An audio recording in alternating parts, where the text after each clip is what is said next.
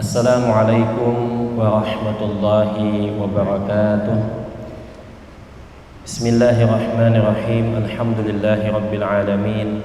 Allahumma salli wa sallim wa barik ala sayyidina Muhammad wa ala alihi wa sahbihi wa man tabi'ahum bi ihsanin ila yaumiddin. Amma ba'du.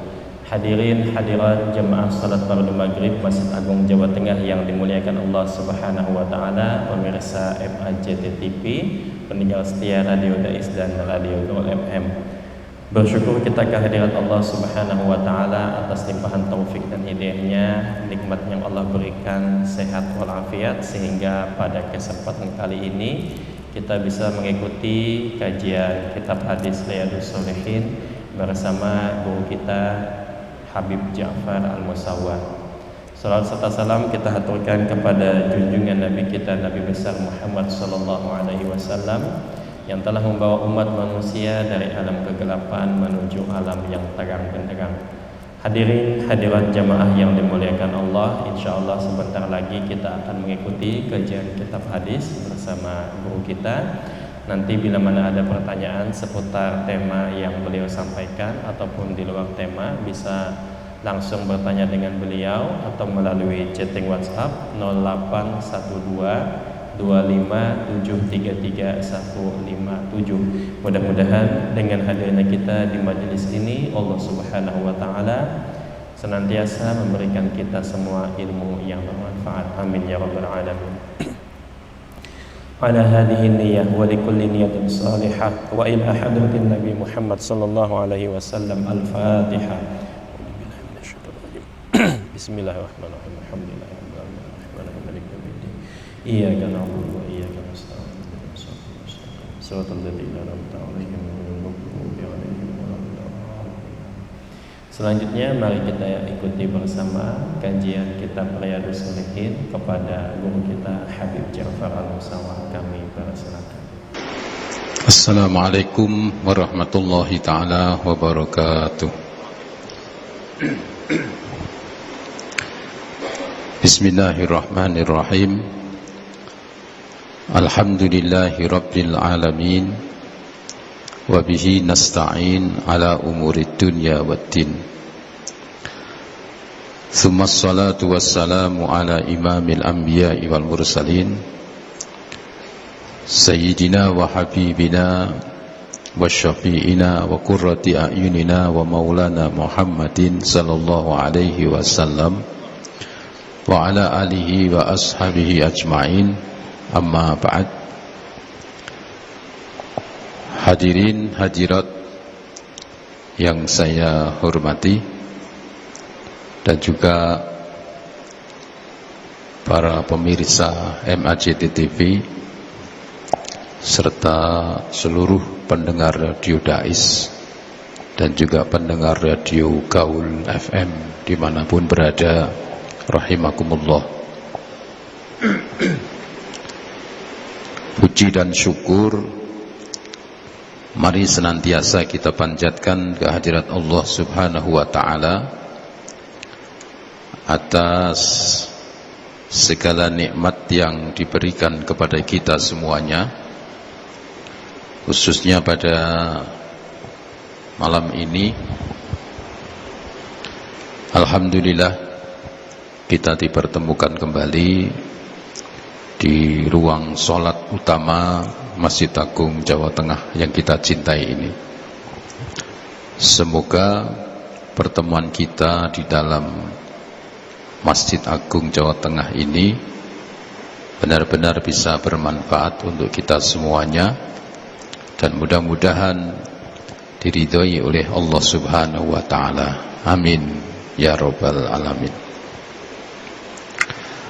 Hadirin hadirat rahimakumullah, saya akan sampaikan bab tentang menjaga rahasia. Menjaga rahasia ini juga bagian yang terpenting di dalam misi dakwah Islam, karena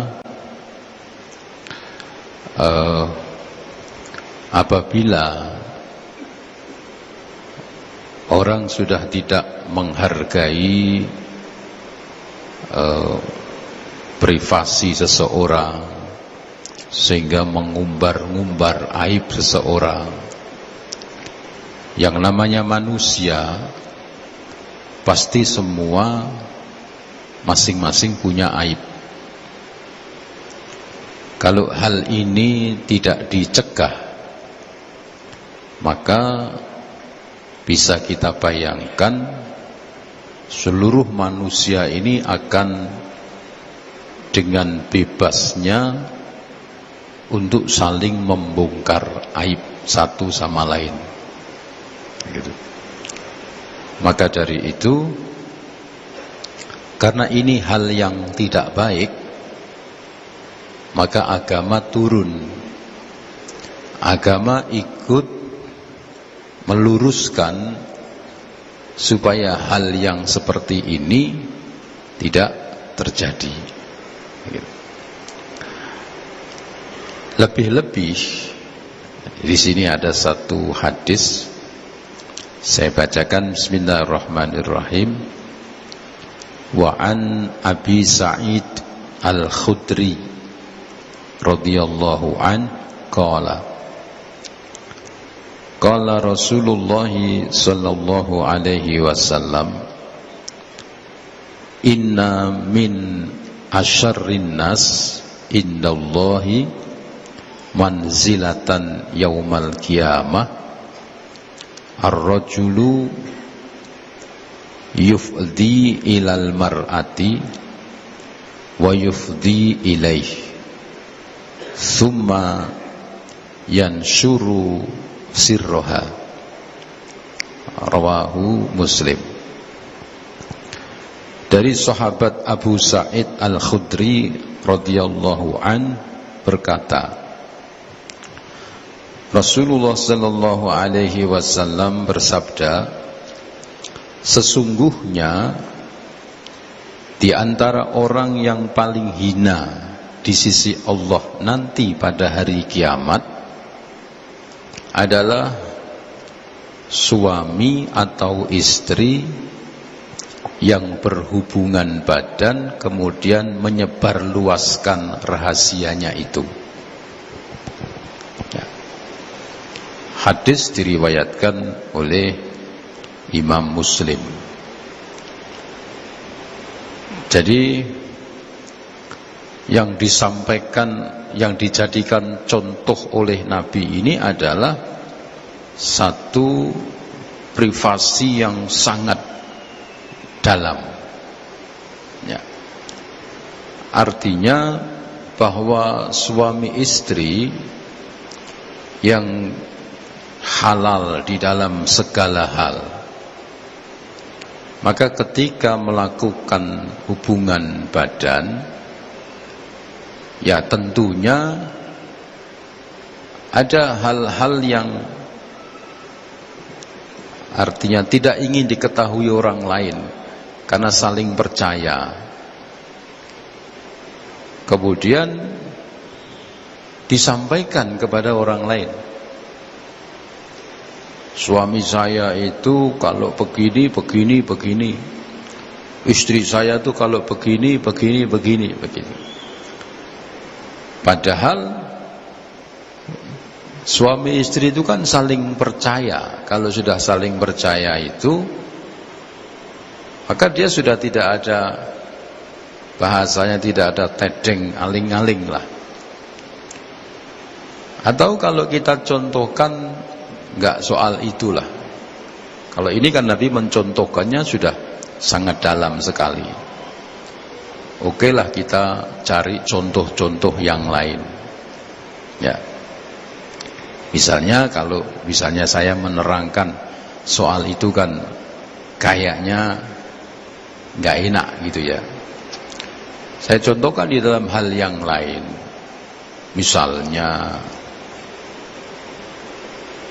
ada seorang suami ataupun istri kalau tidur mendengkur begitu. Terus disampaikan, wah bojoku nek turu ngoroke sak kampung krungu kabeh gitu.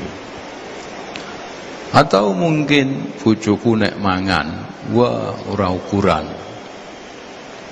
Jadi hal-hal yang menjadi rahasia yang tidak perlu disampaikan.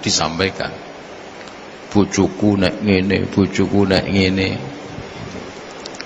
Nah, atau dalam hal yang lain yang biasanya, karena menyampaikan rahasia itu tampaknya itu lezat.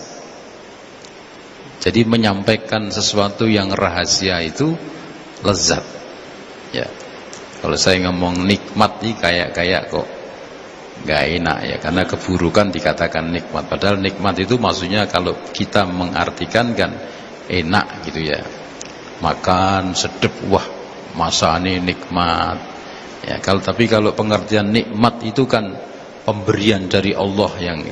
Nah, kalau saya katakan membongkar rahasia itu nikmat kayaknya kurang pas. Saya katakan lezat. Orang yang mendengar satu rahasia, maka keinginan untuk menyampaikan itu lezat sekali. Karena dia menganggap apa yang dia sampaikan itu adalah sesuatu yang menyenangkan didengar oleh orang yang kita kasih tahu. Jadi kita ini merasa kayak memberikan sesuatu yang menyenangkan. Ya. Jadi misalnya saya mendapatkan kabar, kemudian saya sampaikan kepada teman saya. Oh, ternyata begitu ya.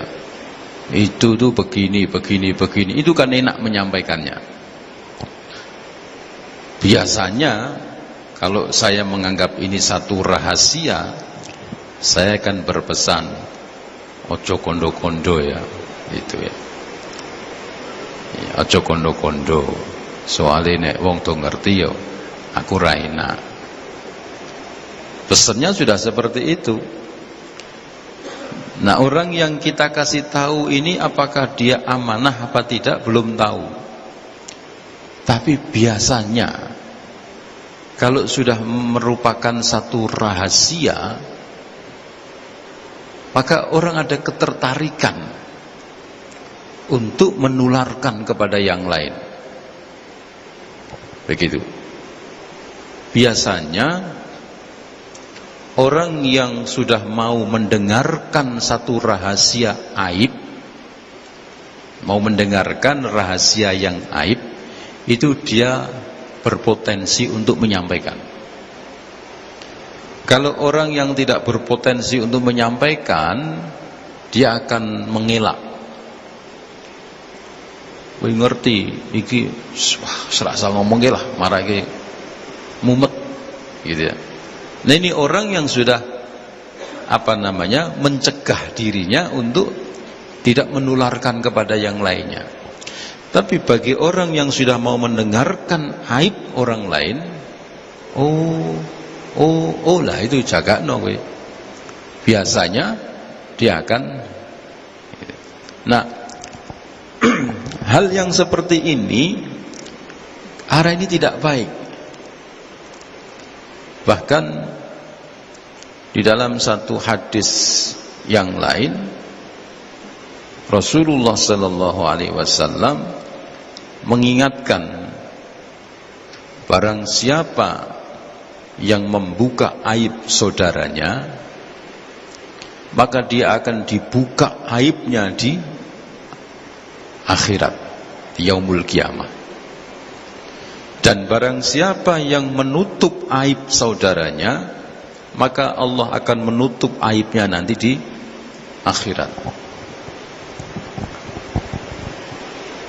Coba kita bayangkan, di akhirat itu tidak ada orang yang tidak takut. Semuanya itu takut untuk diadili karena merasa salah. Atau bahasa gampangnya itu, kalau ada orang punya aib, misalnya dia pakai celananya sobek, maka dia akan berjalan, berusaha bagaimana supaya orang tidak melihat sobeknya celana itu, karena dia malu. Kalau sudah ketahuan akan dipermalukan oleh orang banyak. Ada orang melihat celananya bolong di pantatnya, orang yang melihat banyak yang tertawa, wah lucu, karena orang yang merasa sobek dia akan berusaha. Nah, di akhirat orang itu banyak yang salah, yang dia takut kepada Allah. Gampangnya tuh meripit nek melaku ojo sampai konangan. Nah, ini dibuka oleh Allah Subhanahu wa ta'ala. Contohnya begini, ada satu hadis yang Nabi mengatakan, nanti orang yang ketika beribadah itu suka riya. Riya itu pamer. Nanti di akhirat dia keluar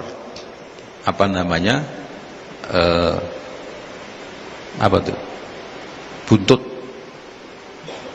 ya, dia keluar induk di belakang ini menjulang ke atas, dan di atas itu ada bendera yang tertulis, ini adalah orang yang riya, ini adalah orang yang suka pamer. Bayangkan, dia berjalan dimanapun orang menyaksikan, oh ini orang yang suka pencitraan, oh ini orang yang ketika menyumbang terus diperlihatkan, oh ini orang yang sholat dibagus-baguskan, oh ini orang yang sedekah selalu diperlihatkan. Ini tertulis. Sudah malu dan takut, karena riya itu salah, riya itu dosa. Jadi disebut syirkul asghar, syirik yang kecil. Ini saya jadikan contoh, ya, bahwa nanti semua orang yang suka membuka aib akan dibuka aibnya oleh Allah Subhanahu wa ta'ala. Dan barang siapa yang menutup aib saudaranya, maka Allah akan menutup aibnya. Ditutup aibnya. Bagaimana keuntungan, senengnya orang yang ditutup aibnya. Kalau kita perhatikan, ya, para pelaku-pelaku korupsi, ya, koruptor-koruptor itu yang ketahuan, maka diekspos, orang tuanya melihat, suaminya, istrinya melihat, anaknya melihat, tetangganya melihat. Bahkan ada wartawan yang dia datang di kampungnya koruptor ini, kemudian mewawancarai orang-orang di sekelilingnya. Bagaimana orang ini? Ya saya ya kaget. Setahu saya dia itu aktif di masjid, dia juga ngurusi masjid, kok ternyata seperti itu ya. Ditayangkan di televisi. Ini kan bagaimana saudaranya, ya, menyaksikan seperti itu, rasa malunya kayak apa. Nah, sekarang kita kembali ke dalam tema ini. Mengapa Islam itu turun tangan untuk mengatasi, meluruskan hal yang disebut membuka rahasia. Jadi kita ini harus benar-benar berusaha menjaga rahasia sekuat tenaga kita. Karena jangan sampai Yang namanya manusia. Saya membongkar rahasia orang. Biasanya kalau ada orang yang membongkar tapi tidak menyebut nama. Jadi kalau saya cerita, saya punya teman itu sukanya begini, sukanya minta-minta, tidak mau bekerja. Saya punya teman, gitu aja. Tapi ketika saya menyebut, oh saya punya teman namanya ini, tinggalnya di sini, keluarganya ini, terus saya ungkapkan aibnya, ada yang tahu, mungkin saudaranya, mungkin sahabatnya. Begitu dia tahu, dia tidak terima. Saya dicari aib saya. Manusia tidak ada yang luput dari kerusakan, keburukan, kesalahan. Begitu ketahuan, dibongkar. Begitu. Ya, jadi apa namanya? Banyaklah contoh-contoh seperti itu. Datangi di kampungnya, bagaimana dia masa mudanya begini. Wah, itu tuh dulu begini, aslinya begini. Dia itu kan banyak di medsos seperti itu. Orang yang begitu ada yang mau membongkar itu, wah dia tuh apa? Dia tuh aslinya begini. Oh dia tuh bukan kiai. Oh dia tuh bukan gus. Oh dia bukan. Bongkar-bongkaran. Nah kalau sudah seperti ini, maka dunia tidak sehat. Maka dari itu agama meluruskan supaya kita jangan saling membongkar rahasia, dan sebaliknya harus menjaga rahasia. Bahkan Rasulullah SAW mengingatkan, inna min asyarrin nas indallah manzilatan yaumal qiyamah. Jadi artinya tadi yang saya contohkan baru satu aib dibongkar di akhirat, ya. Jadi riya itu sudah malunya kayak apa. Kalau semua rahasia-rahasia itu dibongkar oleh Allah di akhirat, ini tukang ini sukanya begini, ini begini, bagaimana rasa kita ini sudah takut bahwa di sana itu bakal diadili, malah borok-borok kita ini diungkap semuanya, bahkan nanti di hadapan Allah Subhanahu wa ta'ala yang kita ini tidak akan bisa mengelak, gitu ya. Jadi itu yang perlu kita fahami bersama, bahwa kita harus berusaha jangan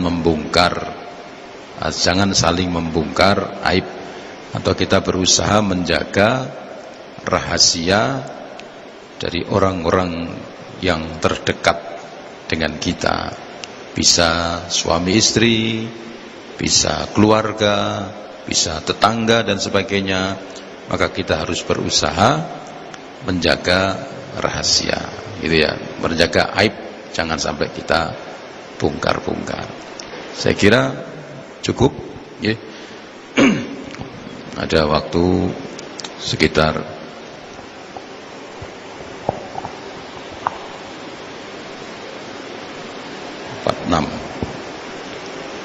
10 menit, ya. Monggo yang mau bertanya dipersilahkan, atau mungkin ada yang lewat WA di Ustadz Hilal. Kalau ada pertanyaan silakan. Monggo yang hadir, ada enggak? Ada.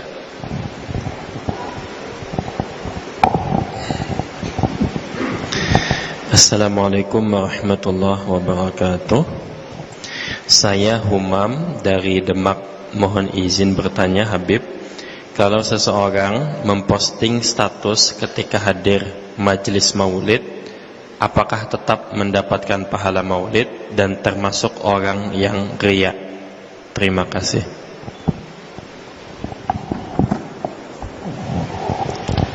Terima kasih.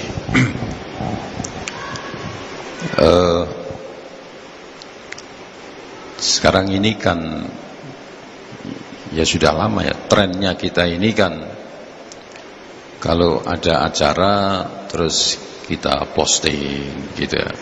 Saya pun juga begitu. Kalau pas ada acara terus saya posting. Nah, apakah itu termasuk kategori riya? Ya. Riya itu yang tahu antara kita dengan Allah. Jadi bahasa riya itu kalau saya memposting, saya pamer. Kilo, saya punya majelis, iki lo santriku, ini lo saya yang tausiah. Itu namanya pamer. Ya. Yang tidak pamer itu bagaimana? Yang tidak pamer itu saya memosting itu ada unsur pemberitahuan, ada unsur dakwah. Ya. Jadi ada orang yang melihat postingan saya kemudian tertarik melihat, wow, yang sholawatan, ibu-ibu kompak, bapak-bapak, wah, ada tertarik. Ya. Kemudian ikut. Nah, jadi memosting seperti itu yang tahu apakah itu riya dan tidak itu antara dirinya dengan Allah. Begitu. Saya setiap hari memosting, saya pengajian di sini, ya. Tujuannya apa? Supaya orang tahu kalau saya ini masuk pengajian. Supaya orang tahu kalau saya malam ini pengajian di sini, mengajak untuk hadir. Misalnya malam Jumat ini. Ya, bagi yang tidak bisa atau bisa lewat radio gaul atau bisa lewat streaming MAJT TV, yang tahu itu antara saya dengan Allah. Tapi tidak berarti pasti itu benar. Kalau saya bisa riak, ya riak saya cantumkan dengan bangganya saya, ini live streaming di MAJT TV, di radio Dais, radio gaul yang jangkauannya sampai ke Rembang, sampai ke Salatiga. Nah, itu pamer. Ya, jadi riak dan tidak itu tempatnya ada di dalam hati. Jadi kalau kita memang tujuannya pamer-pamer, bangga-banggaan, yaitu riak. Tapi kalau kita pamernya itu tujuannya untuk menarik seseorang, ya insya Allah itu bukan riak. Saya kira begitu. Okay. Ayo, ada lagi yang mau bertanya? Atau masih ada yang di WA? Enggak ada. Monggo yang hadir, silahkan maju.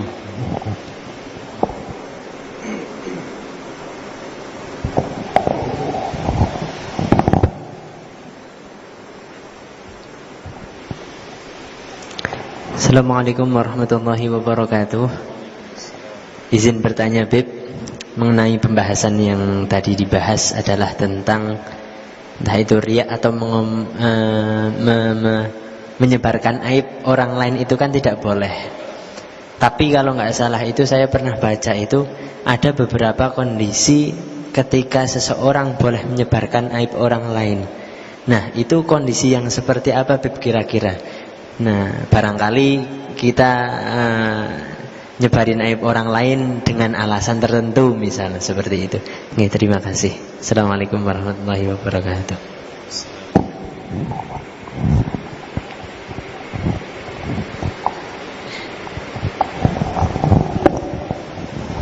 Oke, makasih. Saya kan dulu berkali-kali menyampaikan bahwa Rasulullah SAW ditanya Ada seorang perempuan bertanya kepada Nabi, "Ya Rasulullah, bagaimana ini? Saya ini ada 2 orang yang meminang saya. Satu Abu Sufyan dan satunya Abu Jahal." Nabi menyampaikan, Abu Sufyan itu pelit, kalau Abu Jahal itu ringan tangan. Sudah, karena itu real, ya. Tapi Nabi tidak mengatakan, "Oh, itu istrinya wis sampai lapor sama saya. Bagaimana kalau uangnya Abu Sufyan tak colong, saking meditnya." Nabi tidak cerita seperti itu. Jadi menyampaikan demi mencegah. Ya, Abu Jahal itu pelit, titik. Tidak menyampaikan, "Oh, begini bojone kuwi nelongso, ora iso mangan, njaluk duit ra dikeki." Enggak seperti itu. Abu Jahal itu ringan tangan. Tapi Nabi tidak menceritakan, "Koe bojo sing nomor 3 kae wenyok kabeh." Wah, pokoknya Abu Jahal sik pok. Enggak. Dia hanya menyampaikan ringan tangan. Kalau Nabi misalnya mengatakan, "Oh baik," berarti kan ngapusi. Abu Jahal bagaimana? "Oh baik ya orangnya." Misalnya husnudzon tok gitu. Hai kan moro gebuk iki wong wedok iki. Maka Nabi menyampaikan, tapi sebatas seperti itu. Ya, ada orang tanya pada saya, "Bagaimana Bib? Saya ini mau usaha dengan ini nih." Saya ngomong jangan. Dia enggak benar. Titik. Saya tidak mengatakan, "Oh kuwi mbiyen sing dicaplok mbek iki, sing dipangan mbek iki, sing dilek mbek iki. Wakeh." Saya enggak seperti itu. Saya katakan dia enggak benar. Memang enggak benar. Ada tuh orang yang sukanya begitu. Bisnis dengan ini ngapusi, bisnis dengan ini ngapusi sak maceme. Nah, saya kalau mengatakan, padahal saya tahu, "Oh ini aku ayo dihapusi ya. Wah iki. Nah, itu yang tidak boleh seperti itu, membongkar-bongkar aib. Kowe percaya mbok ora mbek aku wis ngono tok wae. Jangan bisnis dengan orang ini, ya enggak bener." Sudah gitu aja. Nah, apakah itu tidak boleh? Boleh. Karena mencegah hal yang tidak baik itu, maka diutamakan. Jangan sampai kita membiarkan kemungkaran, penipuan, terus jangan kita terus tutup tangan, tutup telinga. Oh enggak, kita harus sampaikan, tapi tidak sampai membongkar-bongkar panjang-panjang. Itu jangan sampai seperti itu, ya. Kalau sudah seperti itu, maka ya masuk kategori membongkar rahasia itu. Saya kira gitu ya. Ayo, masih ada waktu sedikit. Oh, habis ya. Demikian Bapak Ibu hadirin hadirat rahimakumullah. Mudah-mudahan apa yang saya sampaikan bisa bermanfaat untuk kita semuanya. Amin ya rabbal alamin. Akhirul kalam, wallahul muwaffiq ila aqwamit thoriq. Assalamualaikum warahmatullahi taala wabarakatuh.